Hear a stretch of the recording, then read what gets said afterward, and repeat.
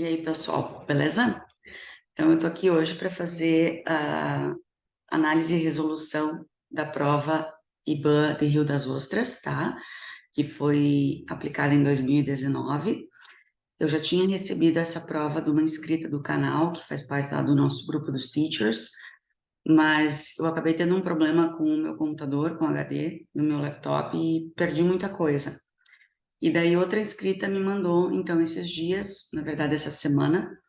Então, eu estou fazendo porque eu sei que vocês vão ter prova da IBAN agora, né, ali no Rio de Janeiro, ali em Saquarema, esse final de semana. Era para ter sido até em dezembro, né, e eles transferiram agora para janeiro. Então, eu vou fazer essa análise e resolução aqui com vocês, talvez ajude vocês a estudarem para esse final de semana. E lembrando, eu vou deixar depois na descrição do canal o link para o grupo dos teachers lá no WhatsApp, que é um grupo bem bacana que a gente troca informações, a gente se ajuda a estudar para os concursos, eles me mandam sugestões de provas para eu fazer vídeos aqui para o canal. Vou deixar também o meu WhatsApp profissional, se alguém quiser me procurar para alguma coisa específica, e vou deixar o link para 2 cursos que eu tenho disponíveis lá na plataforma da Eduz. O primeiro curso é um preparatório específico para esse curso, esse concurso da IBAN Saquarema, que vai ter agora esse final de semana.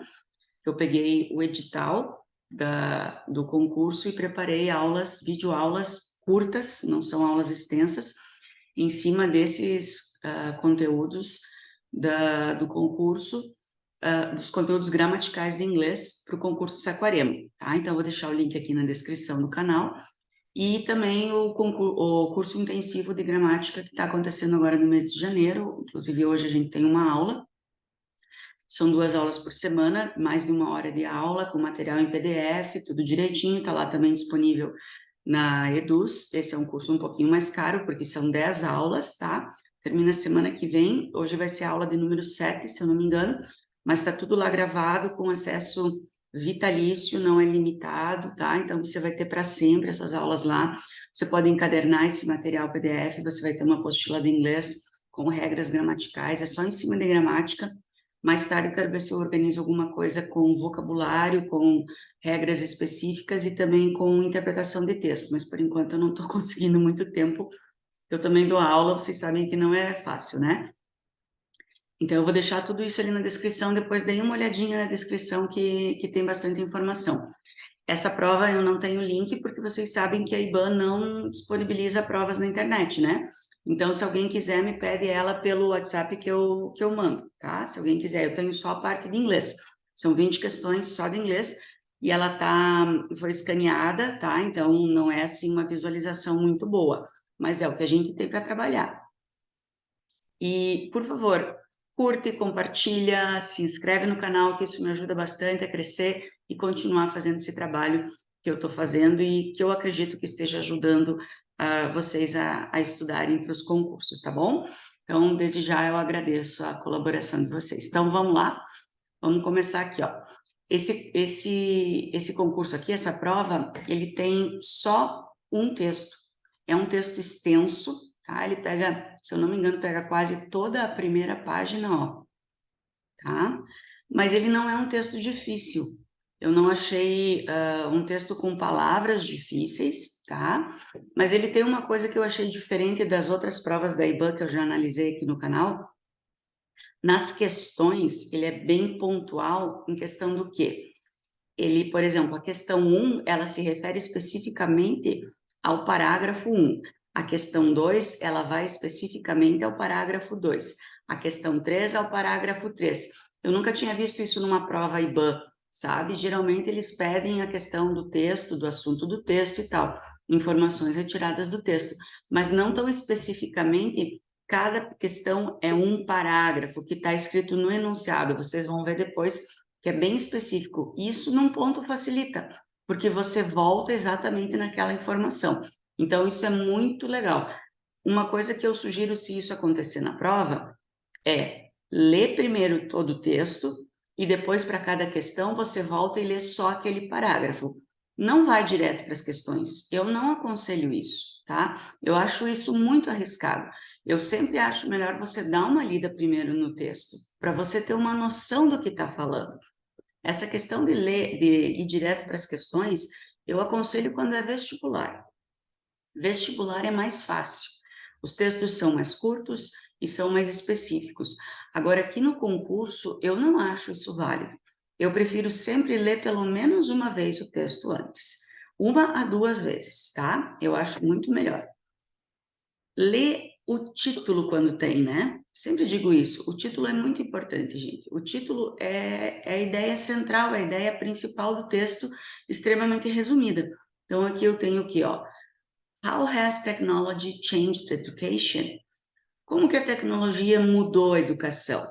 Mudou, mas eu tenho um present perfect, então quer dizer, ela continua mudando. Uma coisa que aconteceu no passado, mas que ainda está refletindo no presente. Então, desde que a tecnologia surgiu e começou a alterar, a ser usada, digamos assim, na educação, ela vem mudando a educação. Mas como? How? Né? Então, como que a tecnologia mudou, tem mudado a educação? Então, em cada parágrafo, a gente vai ter alguma coisa relacionada ao uso da tecnologia na educação. Então, na questão 1 diz assim, ó, eu coloquei as letrinhas aqui das alternativas porque a pessoa que escaneou, ela apagou porque estava muito rabiscado, tá? After reading the first paragraph, we may infer that. Então, se a gente voltar lá no primeiro parágrafo, vou voltar meio devagar para não deixar vocês tontos, né? Diz assim, ó, technology has impacted almost every aspect of life today, and education is no exception. Or is it? In some ways, education seems much the same as it has been for many years. Essa frase é muito importante. Sempre nas primeiras frases, geralmente na primeira e na segunda no máximo, eu tenho a ideia principal de cada parágrafo, tá? No primeiro parágrafo, a primeira ou a segunda frase vai ter a ideia principal, depois eu vou desenvolver. Tô gaga hoje. Eu vou desenvolver o parágrafo. Então, olha aqui. Tecnologia impactou ou tem impactado quase todos os aspectos da nossa vida diária. E a educação não é uma exceção. Ou será que é? Em algumas maneiras, a educação parece muito como ela tem sido por muitos anos. Ou quer dizer, mesmo com toda essa tecnologia, parece que não mudou nada. Numa pintura ou numa ilustração desse artista aqui, que ele mostra uma aula na Itália medieval, a cena é facilmente reconhecida por causa dos paralelos com os dias modernos.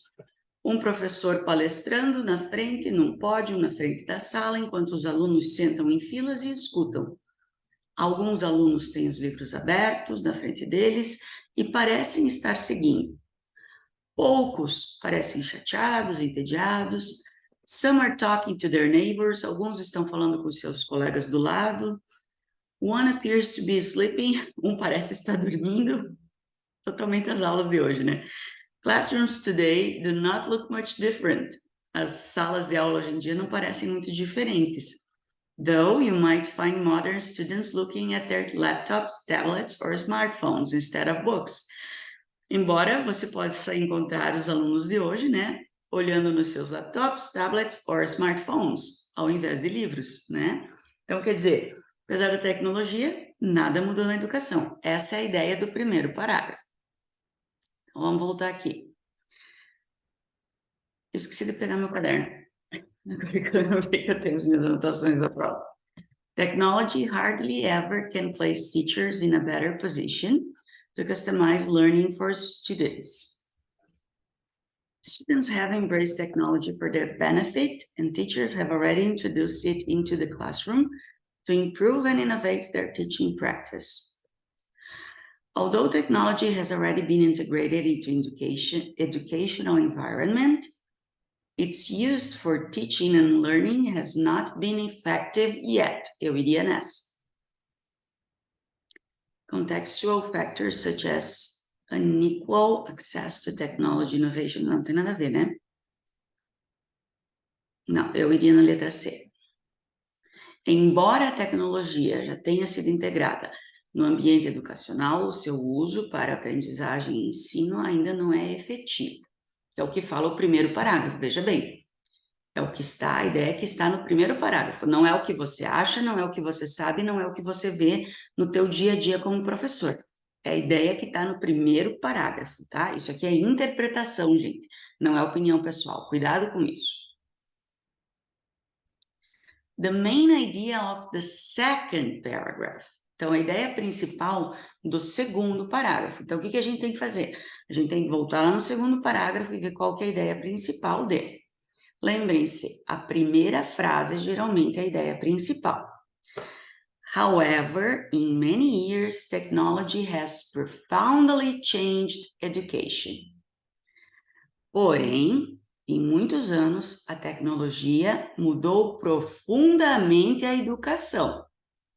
Então, aqui diz exatamente o contrário do primeiro, diz que ela mudou profundamente a educação. Então, vamos ler todo o parágrafo para ver no que mudou, o que está dizendo aqui. Technology has greatly expanded access to education. In medieval times, books were rare and only an elite few had access to educational opportunities. Individuals had to travel to centers of learning and get an education. Então, poucos, né, da elite tinham acesso a livros na era medieval, as pessoas tinham que viajar até os centros onde tinham as universidades. Hoje em dia, você tem uma quantidade massiva de informação, né? Você tem livros, áudios, imagens, vídeos, tudo na ponta dos teus dedos, né? Porque tudo você pode acessar através da internet. Então, essa questão do acesso é uma coisa que mudou a educação.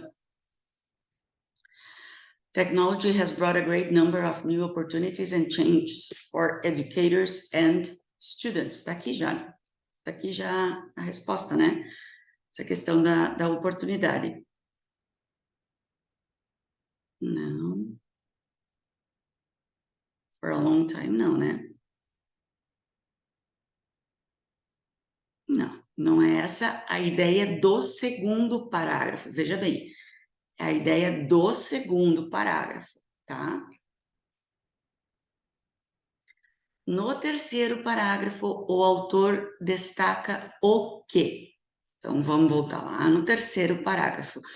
Gente, observem os enunciados, tá? Como diz o pessoal lá do nosso grupo de teachers, né, que eu repito muito, tem que cuidar isso aqui, gente. A gente tem que cuidar disso daqui, tá?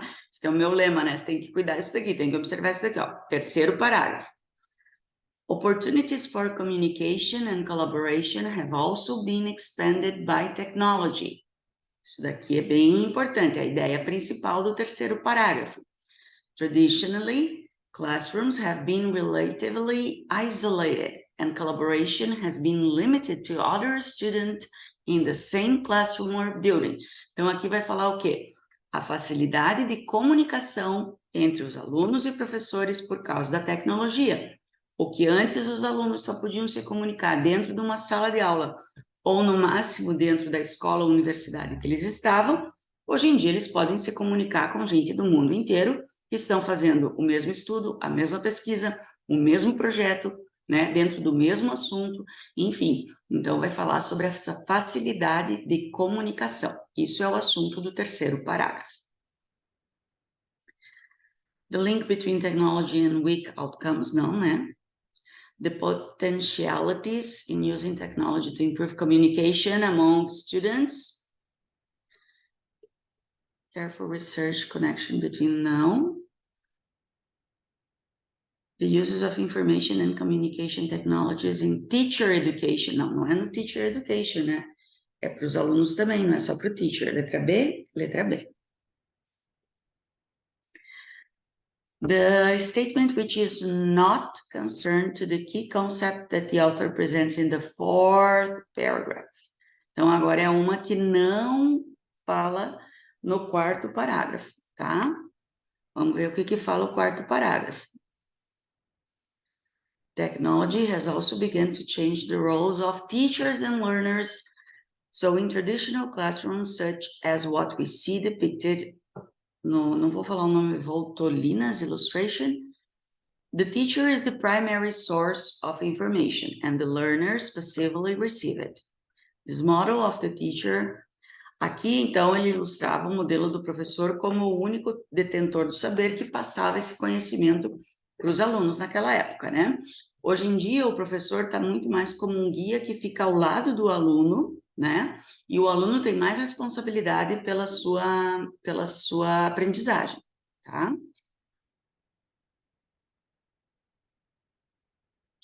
Então, essa é a ideia principal do quarto parágrafo, né? Fornece experiências de aprendizado que não tinham antes, tá certo?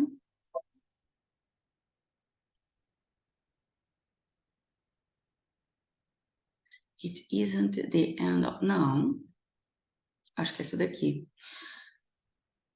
Os alunos têm mais responsabilidade no seu envolvimento, tá certo?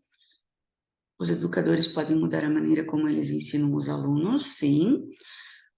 Os benefícios da tecnologia na sala de aula devem ser pareados com educadores. It isn't the...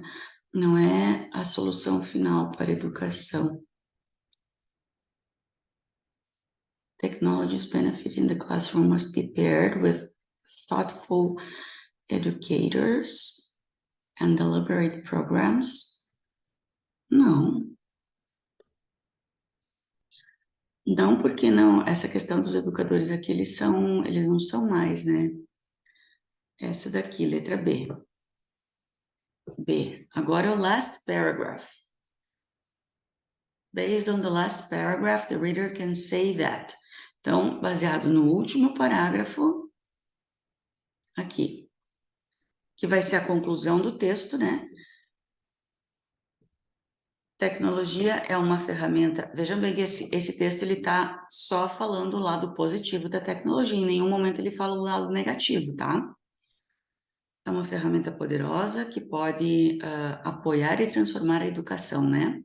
De muitas maneiras, tornando-a mais fácil para os professores, criando materiais institucionais que permitem novas maneiras das pessoas aprenderem e trabalharem juntas. Alcance mundial da internet, onipresença de dispositivos, né? Smart devices, que podem se conectar com ela, a nova era de a educação está em qualquer lugar, em qualquer hora, né? Vai mudar a educação para mais efetiva, eficiente e disponível para qualquer pessoa em qualquer lugar.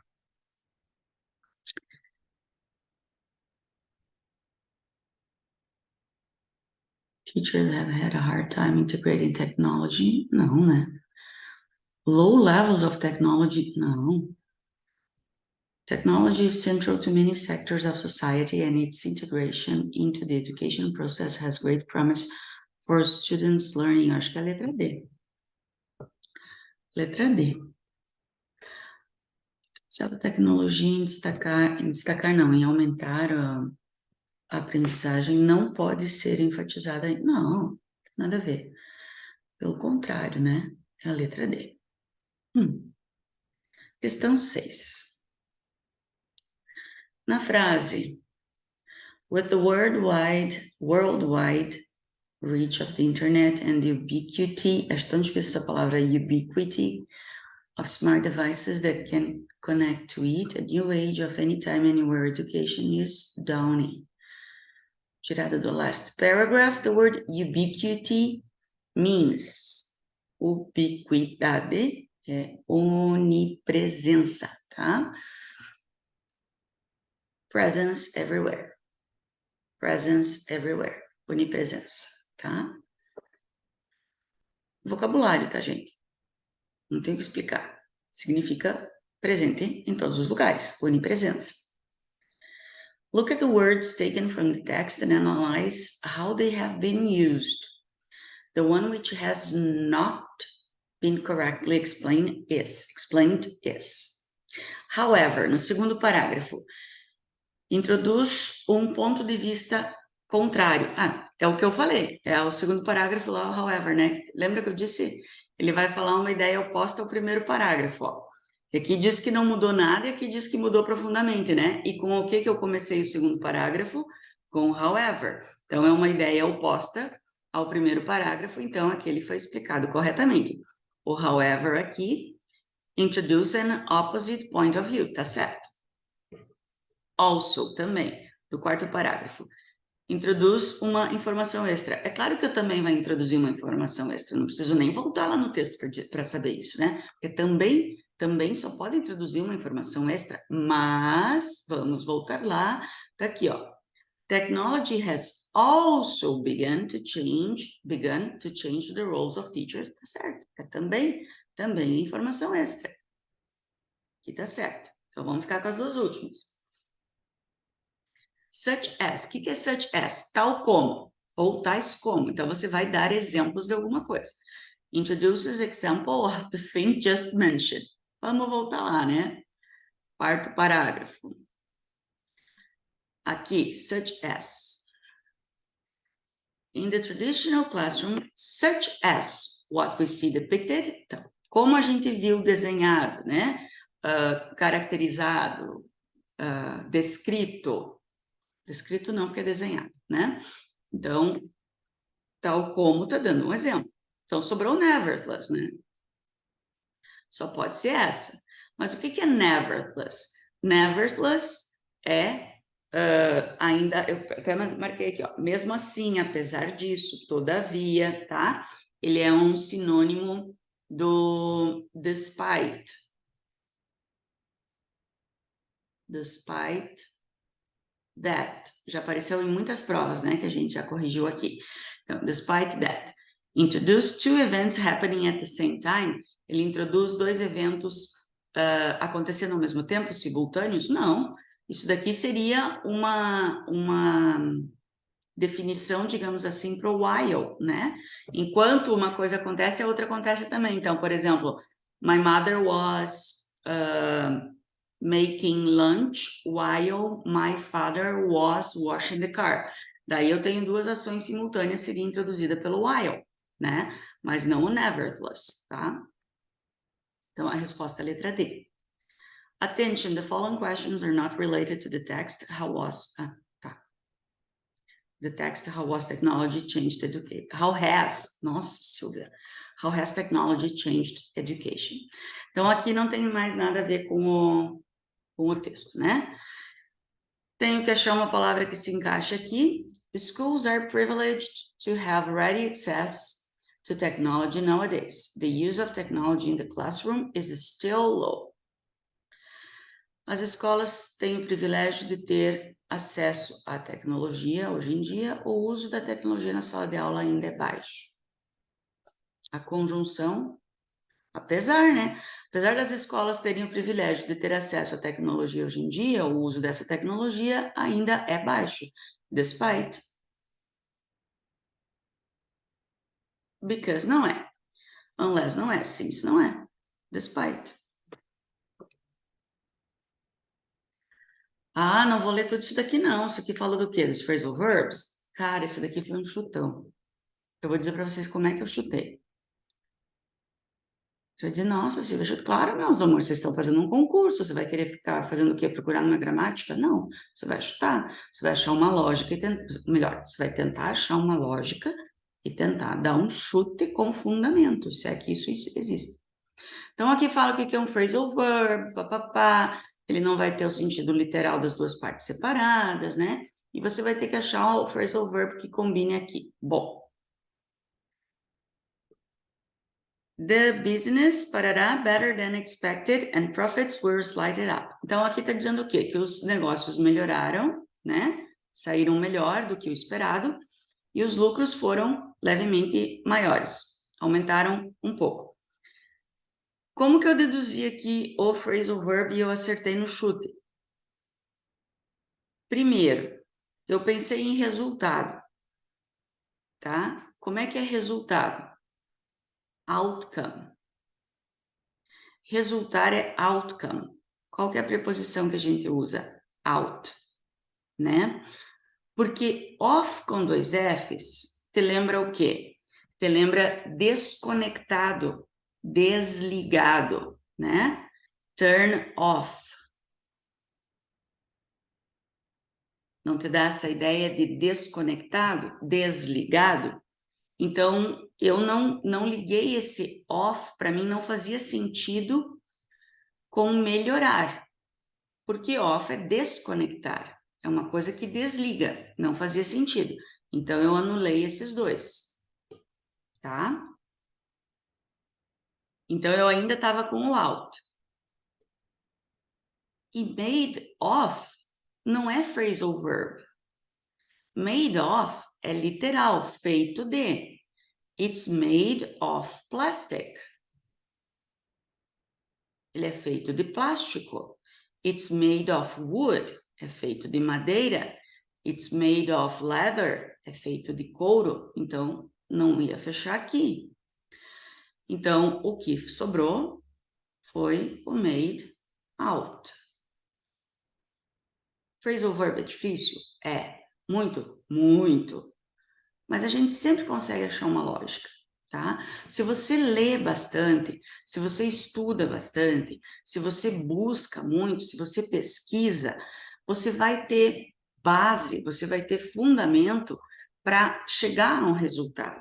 Agora, se você nunca vai atrás, se você só fica naquilo, phrasal verb é o bicho, phrasal verb é impossível, e não pesquisa, não lê, não estuda, realmente vai ser um bicho de 7 cabeças, talvez 8, para você resolver, e você nunca vai conseguir, tá?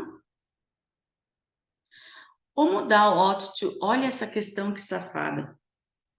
Cara, quando diz assim, ó, o modal ought to can be used to express an obligation which was not carried out, and the negative form expresses disapproval of an action which was already performed. Isso aqui é só para embananar vocês, tá? Esses enunciados aqui é só para complicar a vida de vocês. O modal ought to pode ser usado para expressar uma obrigação que não foi realizada. E a negativa, a forma negativa, para expressar uma desaprovação de uma ação que já foi feita. Só confundiu. Esquece isso daqui, tá? A frase correta que corresponde ao uso negativo é, daí você vai ficar, nossa, é uma desaprovação de uma ação que já foi realizada. Daí todas elas estão na negativa, e você vai ter que achar esse contexto de uma desaprovação. Porcaria nenhuma, tá? O que você tem que analisar aqui? Gramática. A frase que está gramaticalmente correta, porque é isso que eles estão pegando. Olha aqui. O modal aqui é o ought to. Na negativa, ele vai ser oughtn't, que eu acho horrível isso daqui, to. Depois dessas duas formas, você vai ter que ter a base form. Se agarra nisso primeiro, tá? Primeiro analisa se todas as frases têm isso daqui corretamente. Se tiver, depois você vai para o contexto, tá? Porque provavelmente não vai ter. Provavelmente vai ser erro gramatical, não vai ser erro de contexto. Isso daqui, ó, é só para confundir a tua cabeça. Vai por mim, quer ver? They oughtn't sell. Cadê o to aqui? Não tem. Não preciso nem ler. Já eliminei. Oughtn't to have, tem o base form. Drove. Have. Drove, não. É have driven, né? Então aqui já está errado.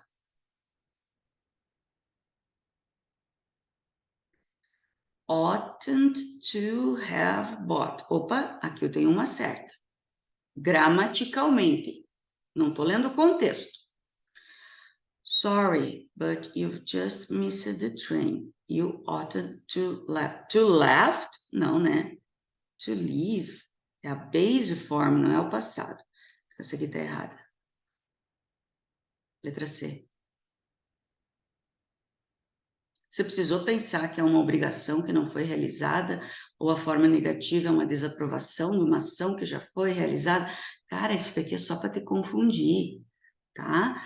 Se de repente, o que eu acho muito difícil, tiver duas frases corretas, daí você para e pensa no contexto, mas não vai ter. Por todas as do IBAN que eu já analisei, não vai ter. Não só do IBAN, todos os concursos que eu já analisei, tá? Essa daqui foi anulada, né? Essa daqui foi anulada porque, na verdade, eles fizeram a questão errada. Aqui não poderia ser worthwhile. Aqui era só worth, tá? It's worth trying and it's pointless getting, tá? Seria a letra B aqui. Os dois teriam que ter ING. Então, essa está anulada.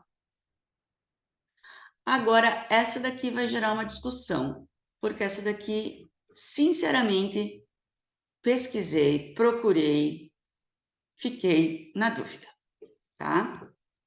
E vou dizer para vocês por quê e espero que alguém consiga me ajudar. Quando a gente faz um exclamatory comment, a gente pode fazer ele com o what e a gente pode fazer com o how, tá? Como é exclamatory, ele não pode ter o auxiliar na frente do sujeito. Então, eu já vou eliminar a B e a D. E me sobra a A e a C, com what e com how. Acontece que com o what, a gente sempre tem por exemplo, eu vou ter um adjetivo, se não me engano eu posso ter até um advérbio. Não, só adjetivo. Um adjetivo e um substantivo, tá? Pode ser, se tiver adjetivo no singular, eu vou ter o artigo, o adjetivo e o substantivo, tá? Mais o adjetivo e o substantivo no singular. Se for plural, eu não tenho o artigo. E com o how, eu vou ter o adjetivo ou o advérbio, e eu até anotei, porque eu achei que eu estava vendo alguma coisa errada. Vou ter o substantivo ou o sujeito e o verbo, tá? Horrível essa letra, né? Mas acho que vocês vão entender. Então, essa seria a ordem de um comentário na exclamativa, em inglês. E isso eu teria na letra C. Mas o gabarito diz que é a letra A. Então, sinceramente, eu não sei explicar o porquê. Porque aqui eu teria que ter um substantivo. E aqui tá certo, porque eu tenho o adjetivo, o substantivo e o verbo. Então, eu não sei, gente. Se alguém souber me explicar, eu iria na letra C. Mas o gabarito diz que é a letra A, tá? E essa questão não foi anulada. A 11 é que foi anulada. Então, sinceramente, se alguém souber a explicação, tá? Que eu tô errada, ou que eu tô confundindo alguma coisa, ou que tem alguma regra que eu não sei, por favor, deixe aí nos comentários, porque eu busquei em vários lugares, não vou dizer tudo, porque não é impossível, né? Mas eu busquei em algumas gramáticas que eu gosto de usar, eu busquei em alguns sites bem confiáveis na internet e eu não encontrei. Então, se alguém souber me explicar o porquê, eu agradeço, tá? Questão 13. Everybody has been commenting on the speech made by Mr. Borrow Fontel, the president of this house. Então, sem mudar nada em sentido, sem mudar nada na frase, tá? O que eu posso acrescentar desses quatro aqui? Qual que fica correto, né? Na frente aqui do the president of this house. Bom, primeiramente eu tenho que saber que aqui eu tenho uma vírgula, né? Se eu tenho vírgula, eu não posso usar that. That nunca vai ser usado em vírgulas numa frase relativa, tá? Essa é a primeira coisa que eu tenho que saber. Outra coisa que eu tenho que saber é que eu tenho president, president é pessoa, eu não posso usar which para pessoa. Então, me sobra who e whom, tá? O who e o whom são usados para pessoas, mas o whom é usado para pessoa quando essa pessoa é o objeto do verbo. E o who quando essa pessoa é o sujeito do verbo. Aqui, the president, who is the president? Ele é o presidente, ele é o sujeito. Então, é who. Tranquilão, né? Essa prova não é difícil, não. Olha que pegadinha essa daqui também, pelo menos eu achei, né? When we talk about past regrets, Both wish and if only may be used. Isso é correto. Mas qual que é a minha, ou melhor, qual que é a dica aqui, ó? Past regrets. Past regrets, eu vou usar o wish you only com had mais terceira coluna. Ou seja, past perfect. Para me referir a arrependimentos perfect no passado, eu uso past perfect, tá? Eu gostaria de ter feito ou eu gostaria de não ter feito é past perfect. Então, se tiver qualquer coisa diferente de past perfect, tá errado. Então, a frase correta que corresponde a um desses usos, ó, de past regrets, tá aqui a chave da resposta. Tenho past perfect? Não. Tenho past perfect? Não. Tenho past perfect? Bom, eu tenho um had aqui, mas aqui eu não tenho terceira coluna, então não. Só me sobra essa, letra D. Cara, eu não preciso ler, entender, contexto, nada. É gramática, tá? É estrutura. Olha aqui, ó. Reported speech. Aqui tá falando, eu não vou ficar lendo tudo isso daqui, porque isso aqui é só para embananar, tá? É que nem aquela outra questão lá, só para embananar. Reported speech. Então, você tem aqui, ó, a frase. O Bill tá falando, Evie, you must have lost the tickets that I bought last week. Então, o que que eu tenho que mudar para passar para o discurso indireto? Bom, se o Bill está falando, Eve, você deve ter perdido os ingressos, as entradas, as passagens que eu comprei semana passada. O Bill falou que a Eve, que ela, she, aqui vai mudar para had to, that he, que ele comprou, que ele tinha comprado, sempre vai voltar para um tipo de passado, tá, gente? Então, se eu tenho simple past, vai voltar para past perfect. Na semana anterior, the week before. Não pode ser mais semana passada, porque você não sabe quando que ele está contando isso, né? Before. Então, se eu não tiver isso daqui, eu já posso, tá? Told Eve that she... Não, must não pode. Já anulei. That she must... Não, must não pode. Como assim? Todas têm must? 15. Que ela deve ter perdido. Ah, sorry. Tá. Agora que eu me toquei que tem o have aqui, é composto. De composto não muda. Eu achei que era só must. Tá. Eu que errei aqui, tá? Sorry. Vamos voltar aqui e corrigir, que foi erro meu. Ah, que legal, a borracha não vai funcionar. Então, aqui, ó, é que eu achei que era só must, tá? Não, quando eu tenho must have, fica igual. Porque é modal perfect, né? Must have, sorry, tá? Então, aqui estava certo. Must, aqui não pode porque é o had. Deixa eu ver se eu volto assim. Aqui, ó, vai dar certo. Tá. Paga tudo, vamos começar de novo? Vamos. Então, aqui, ó. Vamos apagar tudo aqui. Já que a borracha não funciona, vamos com o... Parabéns, Silvia.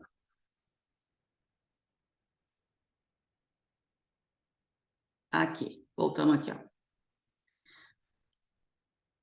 Então, aqui não é had to, porque não é must, é must have lost. Então, aqui vai ficar igual. Must have lost, porque não tem como voltar um tempo no passado do must have lost, tá? Desculpa, foi erro meu, não tem como voltar. Eu não vou editar vídeo porque eu não gosto de editar, tá? Tem que ficar aqui os erros que eu cometo também. Aqui vai ficar he, aqui sim vai voltar. Porque simple past, tá?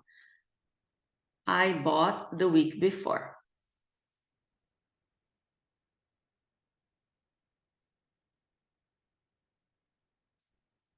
Então, o must have lost fica... Mas aqui é must had lost. Daí não dá. Então, isso está errado de qualquer jeito. Must have lost said that Evie must have lost the tickets he bought. Não, he had bought. Tá errado aqui. Então, aqui não pode. Must have lost the tickets he had bought the week before. Acho que é essa. She must have... Had não. É must have lost. Não existe isso. Depois do modal, gente, você nunca vai pôr had. é must have. Falei disso na aula de gramática que a gente teve segunda-feira à noite, né? Must have, tá? Nunca vai mudar o verbo aqui, vai ser sempre base form. Essa 16 estavam discutindo no grupo dos teachers, né? Ontem à noite. Então tá aqui, ó. Não falei nada porque eu ia fazer o vídeo hoje de manhã. Aqui é uma voz passiva com 2 objetos, tá? Eu tenho us e amazing tools and resources, tá? Mas, gente, quando você pega uma questão dessa num concurso, a primeira coisa que você analisa são as regras gramaticais. Não vai ficar pensando em objeto direto, objeto indireto. Primeira coisa, olha as regras, tá? Que nem eu fiz ali com o reported speech, que nem eu fiz aqui em cima, quer ver, ó? Aqui, ó, é past perfect, procura eliminar primeiro. Depois tu vai no contexto. O contexto é a última coisa que você vai ver. Primeiro tu vai para as estruturas. Então, aqui, ó, eu tenho present perfect para uma voz passiva. Present perfect, voz passiva eu não mudo o tempo verbal, tá? Se eu tenho present perfect, eu vou continuar com present perfect. O que é present perfect? Eu tenho has given. Se eu começar com we, vai ser have been given. Tenho que manter no present perfect. Amazing tools and resources também é plural, então eu vou manter have been given, tá? Então, qualquer das opções de sujeito, seja começar com we ou começar com amazing tools and resources, como eu tenho 2 objetos, eu posso começar a voz passiva tanto com um quanto com o outro, mas o meu verbo vai ter que estar assim, ó, have been given, tá? Se não tiver assim, tá errado. Tá errado? Tá errado? Tá errado. Só pode ser letra D. Pronto. Não preciso ficar me estressando. Eu tenho que saber estrutura, tá? É o que eu digo sempre. Se você sabe estrutura, você responde. Eu acho muito melhor. É claro que isso é uma coisa pessoal minha, tá? Coisa pessoal minha ficou redundante, né? Mas enfim, eu prefiro saber estrutura, porque muitas vezes vocabulário você tem que saber muita coisa. Agora, se você sabe estrutura, você reconhece auxiliar, verbo, tempo verbal, você resolve, tá? Vocabulário é muito mais difícil de saber, porque é muito maior a quantidade de vocabulário do que de estrutura e regra. Agora aqui vem a parte de metodologia e tal, então eu vou passar para vocês o que está no vocabulário, mas assim, não é a minha praia, vocês sabem disso, né? Então, if in a reading comprehension activity the teacher intends to train the students to recognize the function of a text, the skill involved is, essa daqui é um pouco óbvio, né? Understanding the communicative value of the text. The communicative competence which is related to this course area, essa eu acertei também. Understanding how ideas are connected through cohesive devices. Essas duas eu acertei. Agora, aqui para baixo, eu errei as duas. Fazer o quê, né? Ninguém é perfeito. When the students are asked to discover some grammar rules in context while they are reading, the corresponding method is... Cara, essas coisas de método eu não sei nada, tá? Aqui, ó. The inductive approach. Skimming, cara, essas coisas de skimming e scanning, eu aprendi totalmente diferente, mas tudo bem, vamos lá. Skimming is reading a text quickly to get a general idea of meaning. É o que está no gabarito, tá? Para mim, isso daqui era scanning, mas tudo bem. Né? Enfim, que seja, vocês entenderam. Pessoal, obrigada para quem ficou comigo até aqui, espero ter ajudado vocês. Não se esqueçam de curtir, compartilhar, se inscrever no canal, isso me ajuda bastante. Eu quero muito continuar fazendo esse trabalho, eu quero que esse canal cresça para que eu possa continuar fazendo, tá? Não se esqueçam de dar uma olhadinha lá nos links dos cursos que estão disponíveis lá na plataforma, eu acredito que vão ajudar vocês bastante. Qualquer dúvida podem me chamar no meu WhatsApp profissional, tem o grupo dos teachers lá também, que é bem interessante para vocês. Enfim, estou aí à disposição. Muito obrigada, pessoal. Vejo vocês no próximo vídeo. Bye, bye.